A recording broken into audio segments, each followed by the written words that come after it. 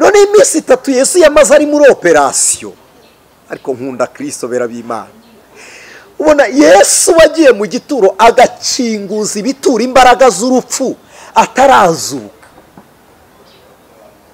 apfiriye iki subundi ntiyajyaga kubona abapfuye adapfuye byari ngombwa ko agomba gupfa kugira ngo abone abapfuye aduha ubugingo buhoraho Imana ishimwe yagombaga gukora umuhuro n'abari mu rupfu akaniga urupfu akarurutsa abo rwamize urupfu rw'uruhagaze rukarukabo rwamize abantu bagapfa kubyaha bakazukana na Kristo kuko ahoraho tugahorana nawe Imana ishimwe kuko mushaka Yesu wabambwe mwitinya nimuhumure kuko ari Yesu wabambwe ukeneye witinya Imana ishimwe ko utari gushakira imbaraga mu bantu no mu bifatika by'isi ubwo ari Kristo wizeye witinya humura ubwo umwana uri kumushakira kuri Yesu humura witinya ashobora byose kandi arakora Yesu twizera si umwisiraheli twizera Yesu wavuye mu ijuru nk'impano y'Imana iduha agakiza kuko ivuga butumwa tubabwira si ukugira ngo mugende mujye muri Isiraheli n'ubutumwa tubaha bubatwara mu ijuru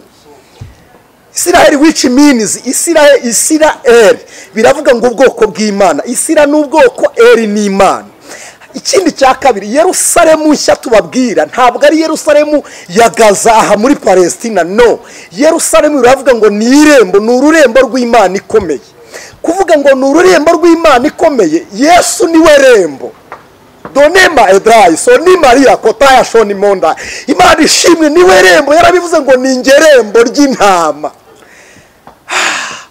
Pari Moria sayini monda uwo niwe nabonye nakira gakiza nari nakuru muri Kenya nararyamye ndarota marayika arambyutsa ikiganza cy'Imana kirakomeye bera b'Imana iyo umuntu ataraterurwa n'Imana bazingora aremereye aranterura amagarika kwibuye ryiza nabonaga mu ishyamba rinini ishyamba ryari rimwe imbuto zitandukanye abize geography murabizi imibumbe hari imibumbe itabaho umuyaga mu cyitwa Athira imibereho y'intumwa n'imikorere y'ibinyabuzima nigeze nayigaho naho bageragamo ko harimo geography harimo astronomy n'ibindi bivangavanze marayika mpagarikije muri iryo shyamba ndebye umuyaga ubwenge bwanjye bukora returu buragaruka ndavuga nubahaniye ndamubaza ngo hano nihe arambwira ngo ni mu ngobyi ya Edeni ndavuga ngo niba ari muri Edeni nyereka igiti cy'ubugingo marayika arambwira ngo ubugingo nibuba mu giti ubugingo buri mu bizera Kristo njimaka mazira nawe ndambwira nitwa Abdulkarim soje fikihi nakoze hija ndivuga mvuga ibigwi by'amateka arambwira ngo nitaye kuri ibyo muri ubwoko butazwi n'Imana bera b'Imana iyi Imana igiye kureba bariho ibarebera muri Kristo twebwe iyo tujya kubareba tubareba mu gitabo cy'irangamimerere ariko iyi Imana ijya kureba bera ibarebera muri Kristo Birigaramu yarabiririmbye yaravuze ngo kandi uko ikunda umwana wayo nanjye niko inkunda ndakwiriye aravuga ngo nari umugome ariko ima Yesu ngo mbambirwe ku musaraba aravuga ngo muba yacunguje ayo maraso nzi yuko nanjye ndimo Imana ishimwe iryo shoro mburana na marayika avi mu moso bwanjye ajya guhagarara iburyo umuyaga mwinshi tuwita serwakira abantu babaye mu bihugu by'ubutayu cyangwa badukurikirana bariyo murabizi umuyaga wo mu butayu ni mubi kuko umuyaga uza mu butayu ukajya uhuza amabuye yo mu musenyi umuriro ukaka serwakira rero mu butayu ishobora kukwicikana gushyingura mu musenyi umuyaga uje mfunga mu maso n'ubwoba ndamanuka mera nk'uguye hanyuma pfukuye mu maso mbona hamwe umuyaga wikaragaga hacitse umworera urwobo runini ndangije mvuze induru ndavuga ngo fata ntagwa mwa runo rwobo rwarimo umuborogo n'induru harimo urusaku rwinshi n'umubabaro arambwira ngo utarakira Kristo Yesu nk'umwami n'umukiza uzarwana iyo ntambara iteka kandi ntuzayitsinda kiri urushyi ku munwa ndavuga ni nemeye ko Kristo ambera umwami n'umukiza w'ubugingo bwanjye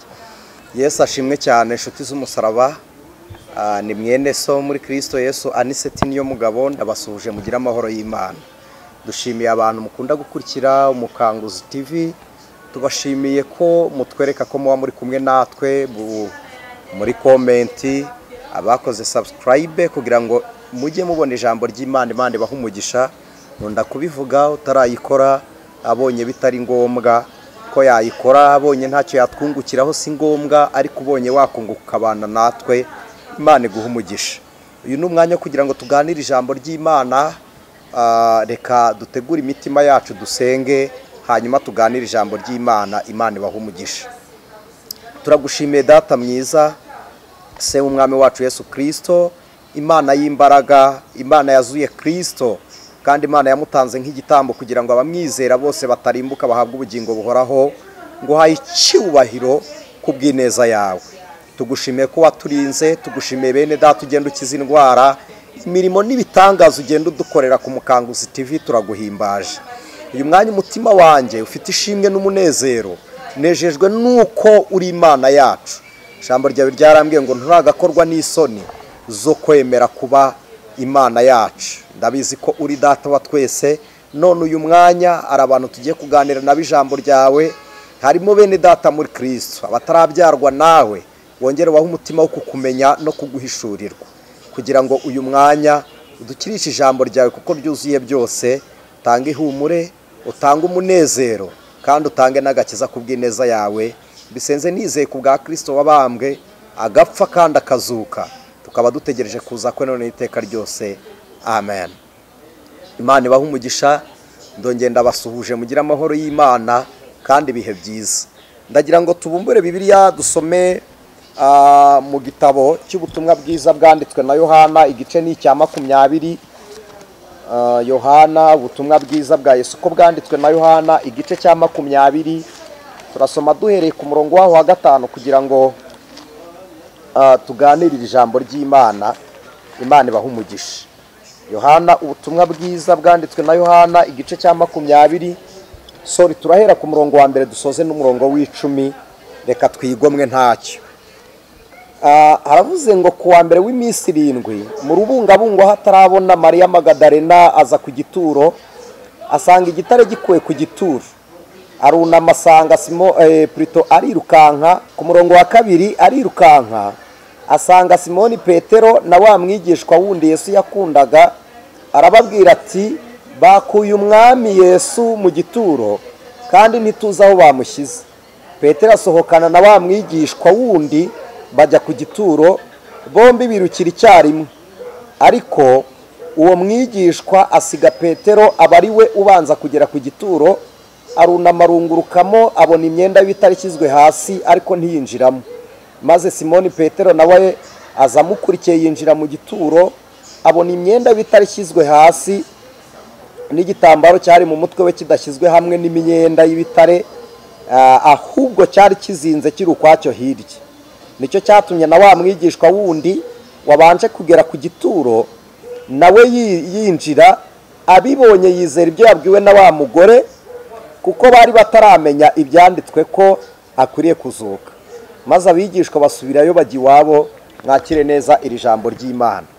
Reka twongereho umurongo mutoya wo mu butumwa bwiza bwanditswe na Matayo, igice cya 28. Turasoma umurongo wa 5 kugera kuri 7. Ariko marayika abwira abagore ati, mwebweho mwitinya, kuko nzi yuko mushaka Yesu wabambwe. Ntari hano, kuko yazutse nk'uko yavuze. Nimurebe aho umwami yararyamye. Nimugende vuba mubwire abigishwa be yuko yazutse, kandi azababanziriza kujya i Galilaya, iyo niho muzamubonera. Dore ndabibabwiye. Mwakire neza iri jambo ku bwa Kristo Yesu. Amen. Ndaza gufata iri jambo ry'Imana turihuze n'ubutumwa buri mu ndirimbo ya 45 mu gitabo cy'indirimbo z'agakiza, cyangwa 46 na 47 mu ndirimbo ziri mu gitabo cy'agakiza n'ubundi. Hanyuma turavuga kuri 45, 46, 47 n'indirimbo ya 48. Imana ibahe umugisha. dusomye ijambo nshaka kubabwira ngo Yesu ntakiri mumva, nshaka kuvuga ngo Yesu yarazutse, nshaka kuvuga ngo kandi umuntu wizera uwo mwami kubw'umuzuko wa Kristo Imana ishimwe. Umuririmbyi waririmbye muri Yangana tuze kwifashisha indirimbo cyane, umwana w'umukobwa waririmbye indirimbo ya 15 mu ndirimbo z'agakiza, iravuga ngo amasezerano yose uko Imana yatanga yakomejwe n'amaraso y'umwami wacu Yesu Kristo. Aravuga ngo isi nubwo yavaho ijuru rikavaho, umuntu wizera azabona ayo masezerano. Ese ubundi iyo Bibiliya ivuze kwizera cyangwa ijambo ry'Imana iyo rivuze kwizera mwumva iki? Hari ibintu bibiri. Wandikiye Abaheburayo yarababwiye ngo kwizera ni ukumenya ibyiringirwa udashidikanya ko n'ibyo utarebesha amaso bitazabura kuba. Ibyiringirwa ni ibiki? Ibyiringiro Abisirayeli bari bafite babikomoraga mu nyandiko z'imizingo y'ubuhanuzi, bivuze ngo bizaba. Ibyo byiringirwa ni ibizaba by'Imana bari bafite mu nyandiko bakuye mu kanwa k'abahanuzi Imana ivuganye nabo. None wowe ibyo ibyiringirwa byawe ni iki? Ibyiringiro by'abizera uyu mwanya bishingiye ku muzuko wa Kristo. Abantu benshi mukunda gusoma Bibiliya, iyo tuvuga isezerano rishya, isezerano rishya riba ryari? Hari isezerano rya kera hakaba n'isezerano rishya. Isezerano rishya wakibaza arigiranye nande ko ryitwa isezerano? Arigiranye n'isi uyu munsi. 3 Yohana 16 kubera urukundo Imana yakunze abari mu isi, nta kanyerezo kariho, ntabwo ari abari ahubwo n'abari mu isi, byatumye itanga umwana wayo w'ikinege kugira ngo umuntu wese umwizera ahabwe ubugingo buhoraho ntarimbuke. Jiske n'abari mu isi bose, just ni ukuvuga abari mu isi bose bizera Yesu. Ibyo ni isezerano tubonera muri Kristo ry'ubuzima buhoraho. Ariko noneho ndi ku ijambo rivuga ngo ntakiri mumva. Yesu watsinze urupfu ahimbazwa, Yesu wanesheje urupfu ahabwa icyubahiro. Uyu mwami twizera, umwami ubana n'abizera, umwami wo kwizerwa, nyiri byiringiro bihoraho, nyiri cyubahiro n'ubutware, ntakiri mumva, yarazutse. Imana ishimwe. Turi mu minsi yo kwibuka ipfa n'izuka rya Kristo twita Pasika. Twabivuzeho mu kiganiro cya mbere cyabanjirije iki ngiki, tuvuga kuri Pasika. Ariko izi Pasika hari ikinyuranyo cyazo ntababwiyeho. Pasika ya Adamu twabonye mu ngobyi ya Edeni, Imana ibaga intama ikamwambika umwambaro. Hakaba Pasika bita Enyohe Paskari ya Isaka ku musozi Moriya. Hakaba Pasika yo muri Egiputa. Izo zose ntizigeze zinjiza abanyamahanga, kugeza ubwo bamwe bazise Pase Odesi ngo barasimbukijwe, abandi bazita Paseva banyuzweho, ariko twebwe ntitwanyuzweho. Iyo tunyurwaho ntabwo twajyaga kuba bazima ko yari kudusiga aho dusanze, ahubwo yaje mu rupfu. Ndi mu ijambo rivuga ngo ntakiri mwumva. Yaje mu rupfu azura bari bapfuye, aduha ubuzima buturutse mu kurekura ubwe. We yemera urupfu aduha ubugingo abaho tubayeho.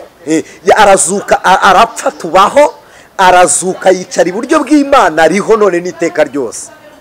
Nihute cyane. Imana ishimwe, Imana ishimwe, Imana ishimwe. Dusomye ubutumwa bwiza bwanditswe na Yohana, avuza amakuru y'abagore babyukiye ku gituro. Mariya Magadalena, Mariya wo kwa Kiriyopa, baragiye bageze ku gituro. Aba bagore bari abahanga. Imana ishimwe. Mama, Imana iguha ishyaka ryo kumenya uko ubana na Kristo. Aba babyeyi Imana ibaha umugisha. Babyutse mu gitondo cy'umunsi wa gatatu, aricyo gitondo cy'umuzuko, bajya kumva. Mvuze igitondo cy'umuzuko nibuka ntarakira agakiza confusion nagiraga. Nakundaga kujya impaka n'abakristo, narahaziraga nabo cyane. Nari mfite amagambo menshi yankonfusingaga, ariko nakoreshaga nk'iturufu yo kugira ngo nyobye abantu. Ijambo rya mbere ni kuri ridusomye rivuga ngo mu gitondo cy'umuzuko Yesu azuka, umujura ari ku musaraba yaramubwiye ngo nugera mu bwami bwawe uzanyibuke. Aramubwira ngo ndakubwiza ukuri ko uyu munsi turi bubane muri paradizo. Iryo rivaho. Noneho bwa kabiri ko amubwiye ngo barabana muri paradizo, akajya kumara iminsi 3 mu gituro, bahuriye he? Gatatu, Yesu yapfuye saa 9 zo kuwa gatanu, bishyira isaha zo gutangira ku isabato, ku isabato itangira saa 12 zo kuwa gatanu. Sabato biravuga ngo ni ikiruhuko. Noneho azuka mu rukerera rwo ku cyumweru, saa 9 zo kuwa gatanu hafashe, ukongeraho izo kuwa gatandatu saa 9 umunsi ubwo urashize, kugera ku cyumweru 1 n'igice nabo ntiwuzuye, 3 yuzurirahe. Uyu munsi dufite kalendari ifite amasaha 24, umunsi wayo ugira amasaha 24, ni iya Geregori. Mu gihe cya Kristo kalendari yari ifite amasaha 12.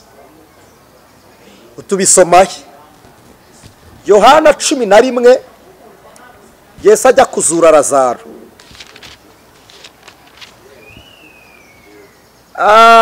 Yesu ajya kuzura Lazaro, Yohana 11 yarabivuze. Ku murongo wa mbere hariho umuntu wari urwaye witwaga Lazaro. Mukurikirana ayo mateka, ntabwo nyatindamo ngo nje kuyasoma. Imana ishimwe. Abigishwa be bashatse kumubwira ngo wijya kuzura Lazaro, abayuda bari bagiye kuhaguterera amabuye n'ibindi, aravuga uti ngomba kugenda. Umurongo wa 9 aho twashakaga kugera haravuga ngo Yesu arabasubiza ati mbega umunsi ntugira amasaha 12, ugenda ku manywa nta sitara kuko haba habona. Amasaha 12 birumvikana ni saa 12, harimo ikinyarwanda n'icyongereza, 2 ni ikinyarwanda, 10 ni Plito ni igiswahili, saa 12 umunsi utangira saa 1. Twirefera ku masaha y'ahandi. Mu kinyarwanda biragoye cyane kubona isaha indangagihe. Mu kinyarwanda biratugora ko dukura mu giswahili tuzana mu kinyarwanda, nabwo ntibyuzure neza, tukabarira no mu cyongereza n'ibindi n'igifaransa n'izindi ndimi. Ariko saa 1, saa 2, saa 3, saa 4, saa 5, saa 6, sita ni igiswahili murabyumva, 6, saa 7, saa 8, saa 9, saa 10 kugera saa 12, umunsi uburangiye ya masaha 12. Ahantu byuzurira iminsi 3 mu gituro Yesu yamaze nuko yapfuye saa 9. Reka ya masaha 3, saa 9, saa 10, saa 11 tubizigame, noneho tuyabitse. Mugani wa cya kinyarwanda cy'imibare ngo nukubitsa, tubitsa ayo masaha 3. Noneho turebe saa 12 zo kuwa gatanu nimugoroba. Kumanuka ijoro rifite ya masaha 12 kugera mu gitondo saa 12 umunsi urashize. Saa 12 za mu gitondo kuwa gatandatu kugera nimugoroba kuwa gatandatu saa 12 umunsi urarangiye, ibaye 2. Noneho kugera mu rukerera ntabwo bihuriramo, ko mu rukerera Bibiliya yaravuze ngo ni mu nkoko, kandi mu nkoko zibika saa 9. Saa 9 rero duhite duteranya ya masaha 3 twari twabitse. Iyo yahashyize bitabigira saa 12, iminsi 3 akayimara mu gituro gutyo. Kuvuga ngo yahuriye na wa mujura, Imana ishimwe. Yesu yapfuye mbere y'umujura. Muribuka ko ariyo mpamvu yatumye bavuna amaguru abajura bari bakiri bazima, ariko Yesu atarapfa. Plito Yesu yari yapfuye, abajura bakiri bazima. Noneho agipfa habaye ubwira kabiri, bituro birakinguka, ibitare birameneka. Si matinda nabwo, nubwo twakatinze ariko si matinda. Ibitare bimeneka, harakinguka icyumba cyitwaga Shewori cyabikaga abera, kirakinguka, abera bahabwa kubohoka. Shimiye Yesu wakinguye ibituro.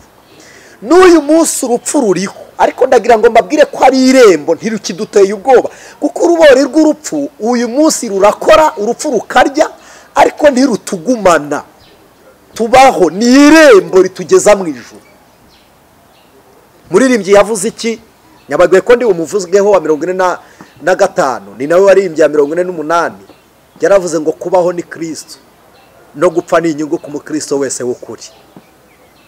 Umujura yaramanutse agitanga gipfa ahura n'umuzuko mushya. None iminsi 3 Yesu yamaze ari muri operation, ariko nkunda Kristo bera b'Imana. Ubona Yesu wagiye mu gituro agakinguza ibitura imbaraga z'urupfu atarazuka.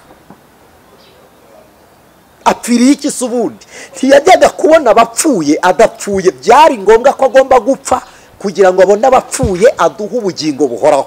Imana ishimwe. Yagombaga gukora umuhuro n'abari mu rupfu, akaniga urupfu akarurutsa abo rwamize, urupfu rw'uruhagaze rukarukabo rwamize, abantu bagapfa kubyaha bakazukana na Kristo kuko ahoraho tugahorana nawe. Imana ishimwe. Pawulo yavuze iby'umuzuko, yaravuze ngo ubu twicaye iburyo bw'Imana turabera n'abaziranenge tutagawa. Ibi bikozwe nande? Mu rupfu rwa Kristo niwo tuzukiye. Imana ishimwe. Umunsi w'umuzuko Mariya yaravuze ngo umwami twarabanye, baramwishe. Ntabwo bari bizeye umuzuko wa Kristo, nta nubwo baryaga bumva iby'umuzuko. Aravuga ngo ariko ubwo bamwishe atazageraho akanuka, reka tujyane ibihumura dutunganye umugogo we, umurambo w'umwami tuwutunganye. Yikorera ibiro senkane by'imibavu bihumura neza, arashorera ajyayo mu gitondo. Ni igitangaza. Mariya Magadalena niwe Yesu yari yaracyasha abadayimoni, ko yari umugore w'igisonga cyo kwa Herode. Yamukijije abadayimoni arabizirikana. Noneho areba uburyo yabanye na Kristo, aravuga ngo ngomba kujya ku gituro. Ikintu kinangaje, ubu uyu mugore azindutse ate agatanga abigishwa? Mariya Magadalena atange Yohana wabaga mu gituza, atange Matayo wahinduriwe izina. Ariko habaho abagore bagira ishyaka, Imana ibaha umugisha. Ngo ahagere ngo basanga igituro kirakingutse, barikanga n'umubabaro, bagiye ko nabona marayika bahagaze imbere. Aravuga ngo mwebweho mwitinya, ngo kuko mushaka Yesu wabambwe. Imana ishimwe. Yo, mwebweho mwitinya kuko mushaka Yesu wabambwe, mwitinya nimuhumure kuko ari Yesu wabambwe ukeneye. Witinya. Imana ishimwe ko utari gushakira imbaraga mu bantu no mu bifatika by'isi. Ubwo ari Kristo wizeye, witinya, humura. Ubwo umwana uri kumushakira kuri Yesu, humura, witinya. Ashobora byose kandi arakora. Yabwiye amagambo abafarisayo nkunda, baramuhamagaye abasadukayo n'abanditsi, baramuhamagaye yakishije umurwayi Betesayida ku kidendezi. Baravuga ngo kubera iki kora, wabikoreye iki? Baravuga ngo kuva uyu munsi data arakora, ngo kandi nanjye ndakora. Nshimiye Yesu utagira konji, ubwo ari ushaka witinya.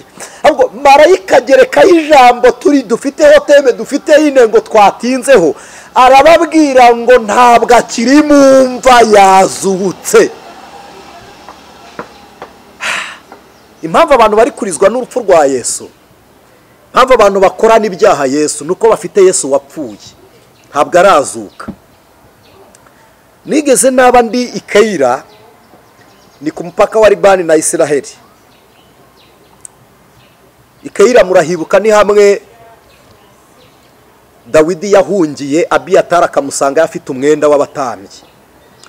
None ubwo twari turiyo dusengana n'abagabo, umugabo umwe atwigisha ku muzuko wa Yesu, atubwira imirimo yakorekewe mu rupfu rwa Kristo. Numva ndanezerewe. Ariko bera b'Imana, dufite Yesu wazutse, dufite Yesu wazutse. Impamvu abantu bamwita mwene Mariya nuko mugira ngo Yesu twizera ni umwisiraheli. No, Yesu twizera si umwisiraheli, twizera Yesu wavuye mu ijuru nk'impano y'Imana iduha agakiza. Kuko ivuga butumwa tubabwira si ukugira ngo mugende mujye muri Israheli, ni ubutumwa tubaha bubatwara mu ijuru. Israel which means Israel biravuga ngo ubwoko bw'Imana. Isira n'ubwoko, eri ni Imana. Ikindi cya kabiri, Yerusalemu nshya tubabwira ntabwo ari Yerusalemu ya Gaza aha muri Palestina, no. Yerusalemu biravuga ngo ni irembo, ni ururembo rw'Imana ikomeye. Kuvuga ngo ni ururembo rw'Imana ikomeye, Yesu niwe rembo. Donema edrai so ni Maria kotaya shoni monda. Imana ishimwe niwe rembo, yarabivuze ngo ni ingerembo ry'intama. Pari Moria sayini monda. Niwe rembo mu marembo 12 ya Yerusalemu tutagiraga umuryango. Twawubonye mu rubavu rwa Kristo Nyabihanga, kandi uwo twinjiyemo yagiye mu rupfapfana ibicumuro byacu, arazuka ariho ni muzima ntakiri mumva. Abari muri we twarazutse dufite ubuzima muri Kristo. Ntabwo ducikingiranwe mu bituro turiho.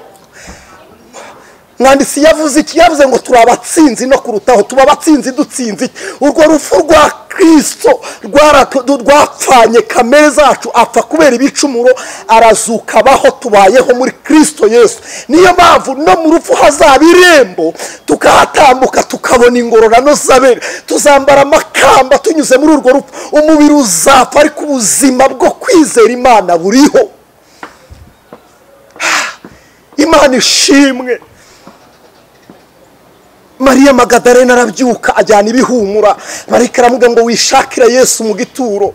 Ntabwo akiri hano, yazutse. Yesu ariho, Yesu ni muzima. Uwo niwe nabonye nakira agakiza. Nari nakuru muri Kenya, nararyamye ndarota, marayika arambyutsa. Ikiganza cy'Imana kirakomeye bera b'Imana. Iyo umuntu ataraterurwa n'Imana bazingora aremereye. Aranterura amagarika kwibuye ryiza nabonaga mu ishyamba rinini. Ishyamba ryari ririmo imbuto zitandukanye. Abize geography murabizi, imibumbe hari imibumbe itabaho umuyaga.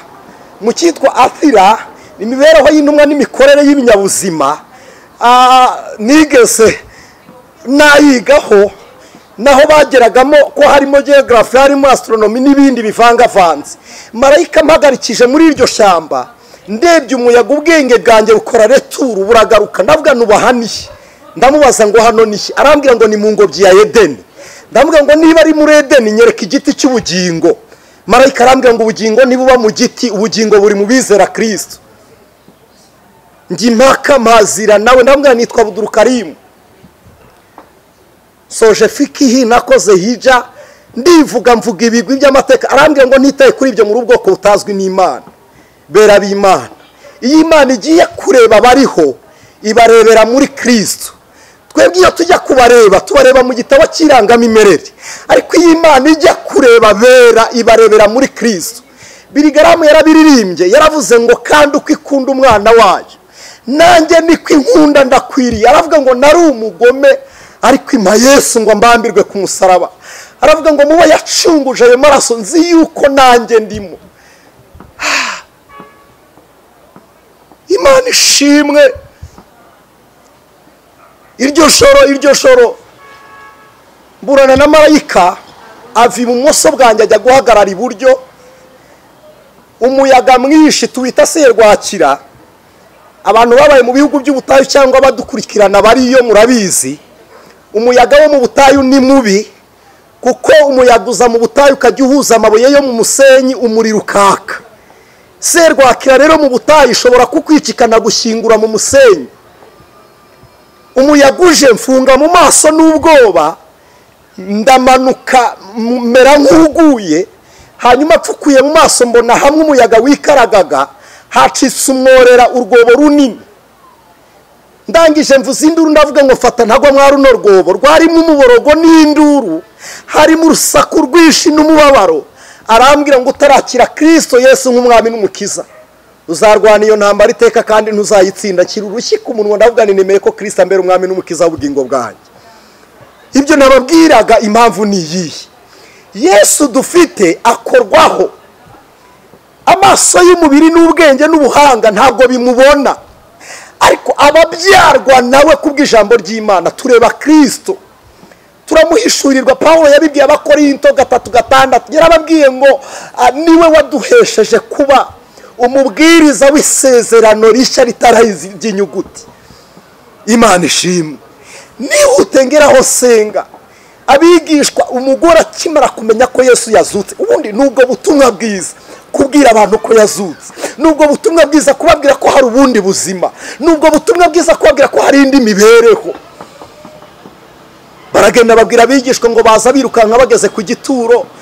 Yohana ngo arunama ararunguruka ntiyinjira, ariko Petero ngo yinjiramo. Abona igitambaro cyo ku mutwe kidashyizwe hamwe n'ibindi bitambaro. Abakunze gusengera mu musigiti cyangwa mu isinagogi cyangwa n'ahandi bazi uburyo Abayuda n'Abayisilamu baba barabikora.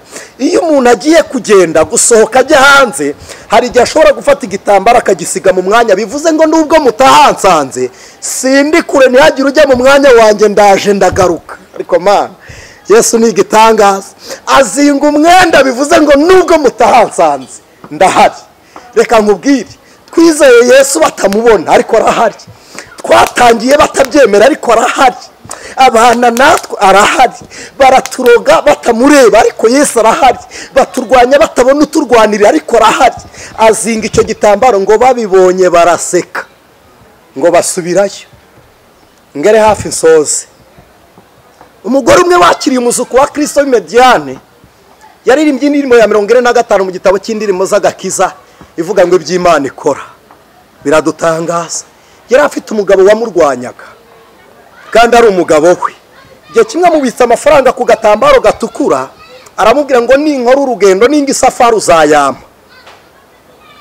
Arangije aragenda arebaho agatambaro yagashyize, aragenda amafaranga yajugunya mu nyanja. Igihe cy'urugendo kigeze, umugore arayashaka arayabura. Umugabo aramubwira ngo ndakwica. Umugore yemera urupfu. Arangije agiye gusenga apfukamye, Yesu wazutse aravuga. Aramubwira ngo genda ujye kugurira umugabo ifi kuko ayikunda, hanyuma uzuyimutekere akwice wasoje. Umugore aramanuka ngo agire ku nyanja, asanga abarobyi batashye agahungu gafite amafi 3. Ngo harimo igifi gihengamye. Aravuga ngo umutware w'iwanjye ndamuzi, simushyiriye ifi ihengamye, reka nyibagire hano nyitware itunganye. Akiyisatura asangamo ka gatambaro k'amafaranga.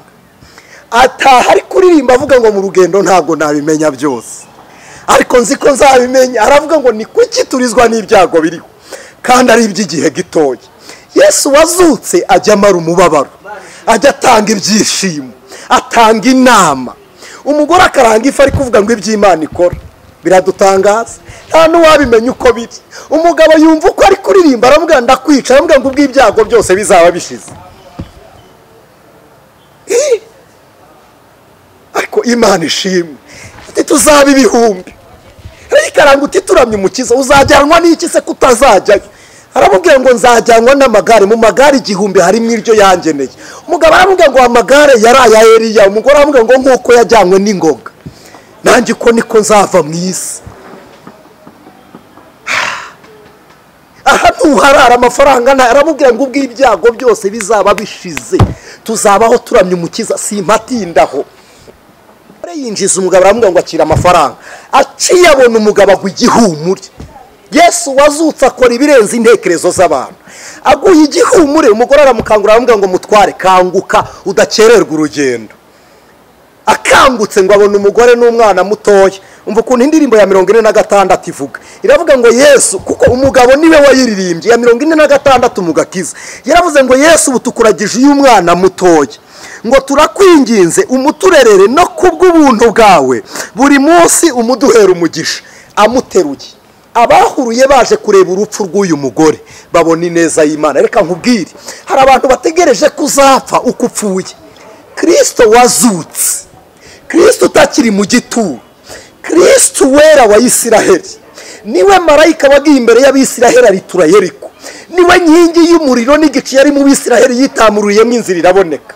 Niwe Imana ishimwe, Imana ishimwe, Imana ishimwe. Niwe wagiye mu muriro agaragara ari umwana w'intama kwa Nebukadineza.